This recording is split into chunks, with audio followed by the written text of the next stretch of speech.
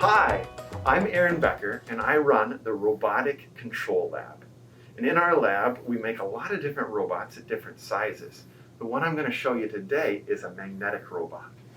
And so inside this test tube here, I have a tiny robot that's about 5 millimeters long, but it's shaped like a wood screw. And inside it, it has a tiny magnet. So if I put a magnet around here, I can make this thing move around a little bit. And that's what we do, only on a much more grand scale. This box that we have over here is our magnetic manipulator, and it's designed so that on 6 sides of this cube, we have an electromagnet. It's just a piece of wire that we put a lot of electricity through. When we put electricity through that wire, it becomes a strong magnet. And since we have 6 of these coils, we can control them with a computer and turn different ones on so we can make the magnetic field point in any direction we want. What we do is we spin our magnetic field so it's always pointing around on the outside of a circle. That causes these little swimmers so they can move around.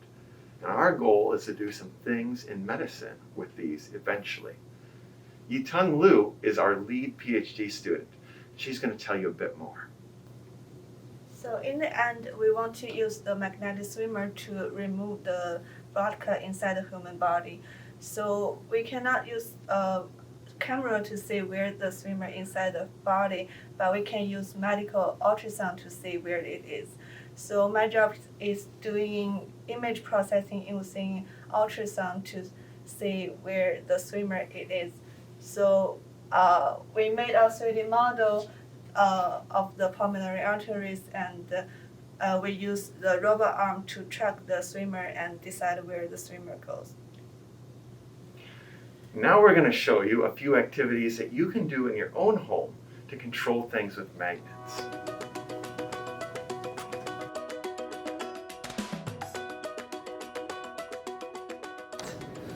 For experiment number 1, you're going to need 2 popsicle sticks, 2 paper clips, some scotch tape, a piece of cardboard that's bigger than your popsicle sticks, and some rare earth magnets. I've got a whole stack of them here. Any kind you have will work, but you want to make sure they're all the same size. You're going to need at least 2 magnets. The more magnets you have, the more effective the demonstration will be. You also need some way to make some holes into your popsicle sticks. To do this, I'm going to use, Yitung is going to use a drill.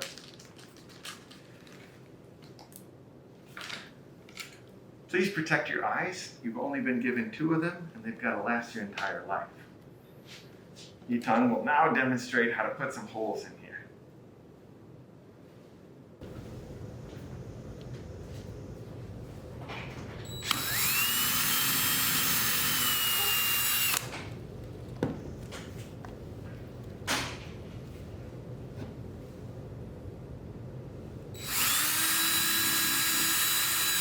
You want to make sure that your holes go all the way through both sticks. These holes are going to be used as they're going to slide along your paper clip. So take your paper clip, and I want you to go for the inside and bend the inside prong straight up, as straight as you can. This is going to be a post that your popsicle stick can slide along. Next, what you want to do is put 2 of those into your popsicle sticks. One on each side. And then we're going to tape them onto our piece of cardboard.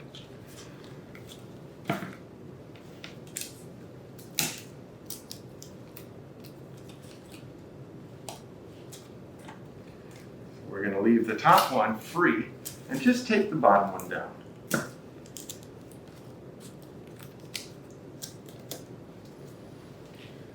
The objective is that your stick can slide freely up and down. The top stick can slide freely up and down. It's not quite perfect. You can tip your little wires that are coming up from the paper clips to match. Now what we're going to do is we're going to insert some magnets inside there. And these magnets are going to act to push these apart so they don't stay together. So what you want to do, what we're going to do is we're going to put 3 sets of magnets. One in the middle, and then one at each end. And we're going to make them so that they repel. First, she's going to stick the first layer down onto the bottom one. it's important that the magnets, the North Pole on one magnet repels the North Pole on another, but it's attracted to the South Pole. So we're going to want these to be opposite. The easiest way to do that is to make a stack of your magnets on there, and then put your tape on top of that, and then just drag it over to the side.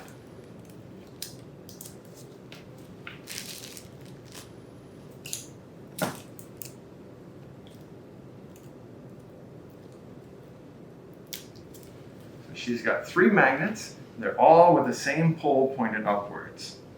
Now what Yi-Tung is going to do is she's going to put 1 magnet on each of the magnets she already has. And then she'll put her second popsicle stick right next to the first. And then she'll take some tape and just transfer that magnet from one side to the other side, trying to keep them aligned as best as possible. Eventually, we're going to take that second popsicle stick and turn it upside down. And so instead of being aligned, now they're going to be anti-aligned, and they will repel.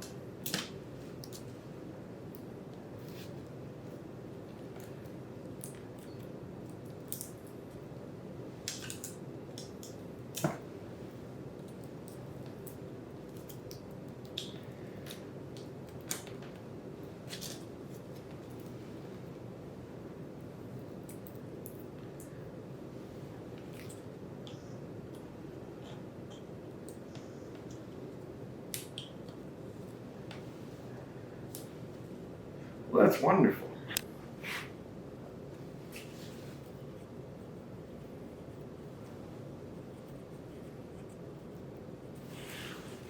The better you align your magnets, the stronger the repulsion force is going to be. We provided you with some graph paper, and you can take some pennies and you can compare what the separation distance is between your two popsicle sticks as a function of how many pennies you stack on there. To measure that, we've also provided a ruler. Just cut out the ruler, and you've got your very own metric ruler.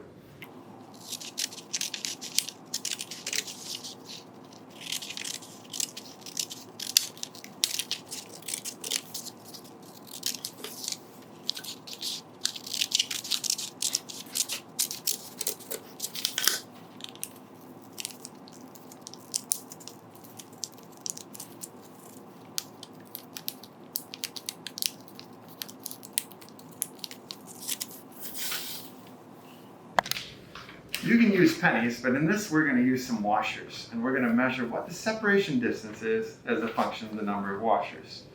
So with 0 it is 2 centimeters. 2 centimeters. 2 centimeters up here. Okay, put a washer on.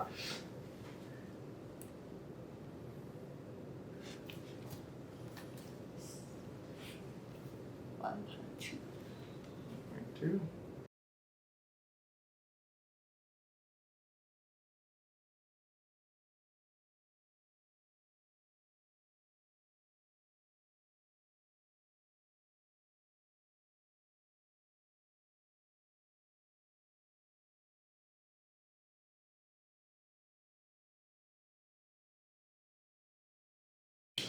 The magnetic force will taper off, but it becomes surprisingly strong the closer you get, which you can see at how much force it takes to really push them down. I think you'll be surprised how many pennies it takes.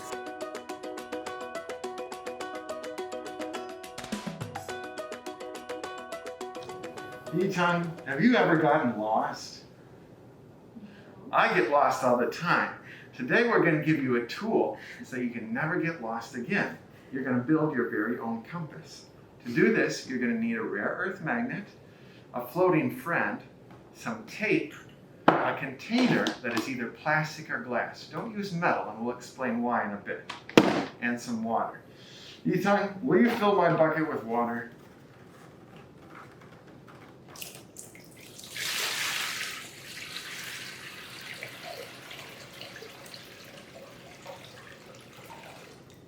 Thank you. So what we're going to do today is we're going to make a north-pointing duck. We have our duck, and we're going to take a rare earth magnet, and we're going to tape it to its bottom side. Here you put that there, line that up so the magnet is pointing from beak to tail. And then we're going to tape it securely underneath this duck. Put our tape around there. And then let's see if we have a north pointing duck. Oh dear, this is a south pointing duck. Well, you notice that even if we try to disturb it, it always wants to point south. So here, I've pointed it in the true north. It does not want to point. This is a south pointing duck. So now if we're ever lost, all we have to do is take a bucket, put our little south pointing duck in there, and we will know exactly which direction is south. And then we'll be able to find our home. However, this is very susceptible to any large pieces of metal or magnets that are in the area. Or if you have some electric motors, those also generate some magnetism. So Yutan, why don't you take the big magnet and show how you can make this into a north pointing duck. So she can spin that around. She can say north is north that way. Oh, if she gets too close, our duck is going to fly free of the water.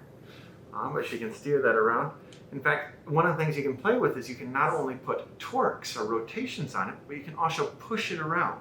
So you can see that Yitang is dragging this duck around. And so it's a north pointing duck as long as the only thing that's affecting it is the magnetic field of the Earth. If you use a metal bucket, then you will find that it doesn't align with either the North or the South Pole. It'll be much more susceptible just to being attracted to the metal that it's in. So there is your north pointing, or in this case, our south pointing duck.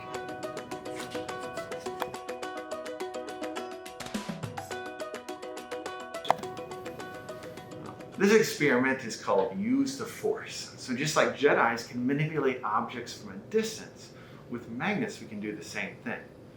So for this, we took an ordinary styrofoam cup, we cut it into a little boat and taped our magnet there in the bottom. And so this is also a little compass. What we're going to do is we're going to use our ruler and measure how close we need to get before we can drag it sideways. So here I've got my ruler over here, and I'm just going to measure how close Yitang needs to get. So we'll start out at 14, and as she comes closer, I'll drag this in slower.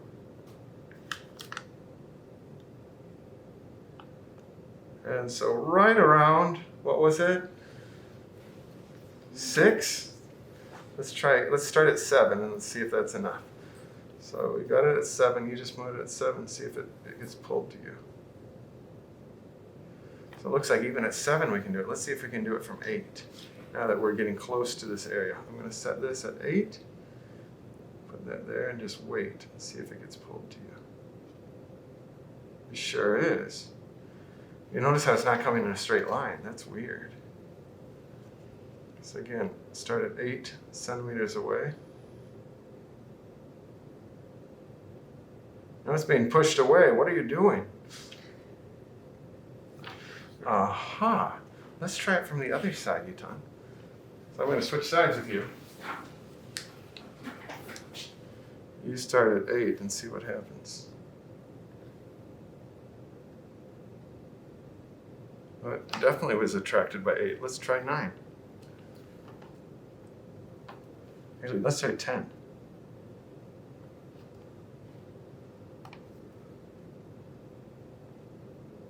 Nope. Go to 9. There, it's coming. Looks like so about 9 we can do that. Now we want to see how close do we need to get so that we can spin it. Bam. So it's accelerating more and more. Now can you get it to spin, Yitang?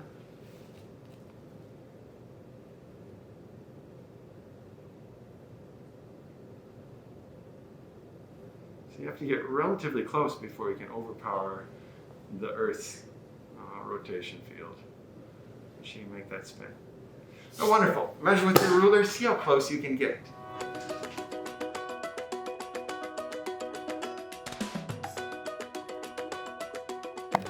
This experiment is called Find the Equilibrium. We want to find the sweet spot where a magnet is attracted to another magnet. So you're going to need some rare earth magnets, a table that you can take them under, and some tape. So I'm going to take my tape, tape them on the edge here, flip that over, and now Yutong is going to balance another magnet on the tip of a popsicle stick and see how close she can get before it's attracted upwards.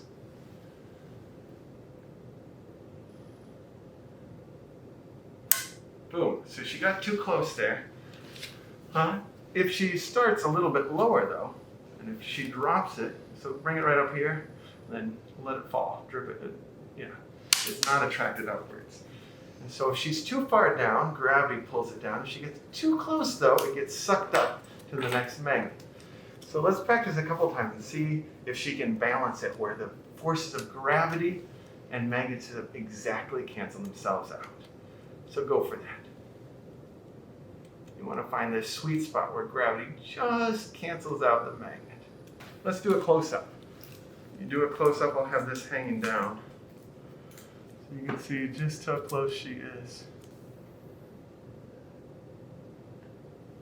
Can you do it? Take very steady hands. Ah, too close. How close were you? About 2 centimeters? And so if you want to learn more about the sweet spot between gravity and magnetism, go ahead and look up Earnshaw's theorem online. We'll give you a link and a QR code in the instructions.